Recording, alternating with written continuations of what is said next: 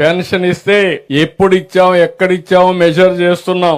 మళ్ళా ఒక మెసేజ్ పంపించి ఏమైనా లంచం అడిగారా, మర్యాదగా ఇచ్చారా, చీదరించుకుంటూ ఇచ్చారా అవన్నీ అడుగుతున్నా. ఎవరన్నా మారకపోతే మారే వరకు వాళ్ళని వదిలిపెట్టను. అవసరమైతే కఠిన చర్యలు కూడా తీసుకొని మీకు న్యాయం చేసే బాధ్యత నాదని. అంటే పెన్షన్ డబ్బులో వీళ్ళకి ఇచ్చే డబ్బులో ఇంటి పన్ను కట్ చేసుకోమన్నారు. ఇంటి పన్ను అన్నది మా ఇష్ట ప్రకారంగా మీకు అక్కడికి వచ్చి కట్టేదండి. అది అదే అంటున్నాను.